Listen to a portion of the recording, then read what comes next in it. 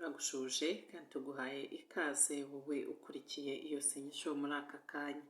Tukwibutsa ko niba ari ubwa mbere ubonye ikiganiro cyacu kandi ukaba wifuza no kujya ugerwaho n'ibindi biganiro byacu byiza byubaka mu buryo bukoroheye, kubigeraho nta kundi no gukanda kuri ayo magambo atukura yitwa subscribe urimo ubona iburyo bwawe munsi y'iyi video.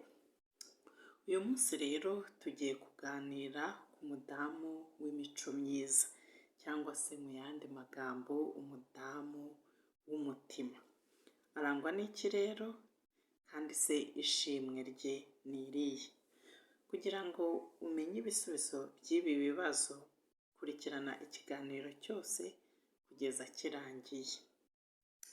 Mu gusubiza ibibazo twibajije haruguru, tugiye kwifashisha amagambo ari mu Migani igice cya 31 umurongo w'10 kugeza kwa 29. Ayo magambo atangira abaza ikibazo cyiza cyane kigira kiti: umugore w'imico myiza ninde wamubona? Arusha cyane Marijani igiciro. Numva ni umudamu w'agaciro cyane. Umutima w'umugabo we uhora umwiringira, ahora amugirira neza, ntabwo amugirira nabi igihe cyose akiriho. Umudamu w'imico myiza rero anezezwa no gukoresha amaboko ye. Ntabwo ari wa wundi uhora ateze amaboko umugabo. Umudamu w'imico myiza abyuka kare butaracya, akagaburira abo mu rugo rwe. Ifunguro rya mu gitondo, kuvuga umudamu w'imico myiza akora uko ashoboye rikaboneka. Ategeka abaja be imirimo ibakwiriye, ntabwo ari wa wundi uvunisha abakozi. Niba afite umugisha wo kugira abantu bamufasha imirimo yo mu rugo, abategeka imirimo ibakwiriye itabaruhije. Yitegereza umurima akawugura, awutezamo urutoki mu by'inyungu ivuye mu maboko ye. Ikindi kandi aramburira abakene ibiganza, kandi indushyi akazitiza amaboko.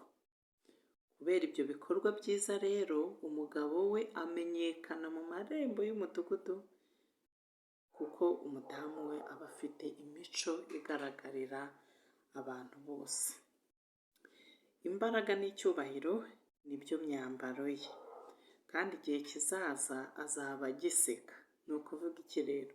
Umudamu w'imico myiza nk'iyi ngiyi twatangiye tuvuga, ntabwo asaza vuba, kandi ahorana umunezero. Abumbuza akanwa ke ubwenge. Aha ngaha ni wa mudamu usanga avuga amagambo arimo ubwenge kandi yubaka abandi. Ikindi, itegeko rye ry'ururimi rwe riva ku rukundo. Ubwo twigeze kubivuga, niba ari wa wundi ufite abakozi bamufasha imirimo yo mu rugo, ntabwo ari wa wundi ubategekana, sinzi uko nabivuga. Nuko itegeko abahaye riba rivuye ku rukundo. Ibintu abasaba gukora ntabwo ari bya bindi byo gutegekana. Ndi gushaka ijambo ryiza nakoresha, kwa kundi umuntu yumva koko utamwitayeho. Umudamu w'imico myiza ntabwo ari uko bimeze. Abakozi bo mu rugo nabo bumva ko abitayeho, ya mico myiza turi kuvuga nabo bakayimubonaho. Amenya neza imico yo mu rugo rwe. Ni ukuvuga ko ntabwo ari wa mudamu urekera urugo rwe abakozi bo mu rugo. Nawe agira uruhare runini mu mirimo yo mu rugo rwe. Kandi ntabwo arya ibyo kurya by'ubute.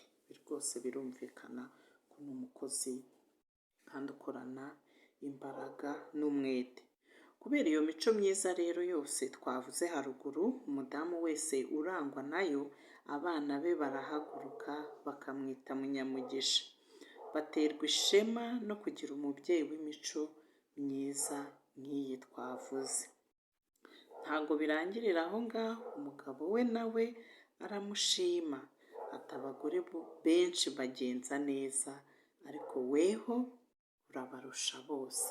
Urumva ya mico myiza ntabwo igaragarira mu baturanyi gusa ngo igarukiraho, ari abana bo mu rugo barayibona, ari umutware we, umugabo we nawe arayibona, kandi bikamutera ishema ryo kuba yarashatse umudamu mwiza nk'uwo. Mwabyumvise rero ibiranga umudamu w'imico myiza. Ni aha dusoreje ikiganiro cyacu. Reka tugushimire cyane cyane wowe wakurikiranye ikiganiro cyose kugeza kirangiye, wakoze cyane pe.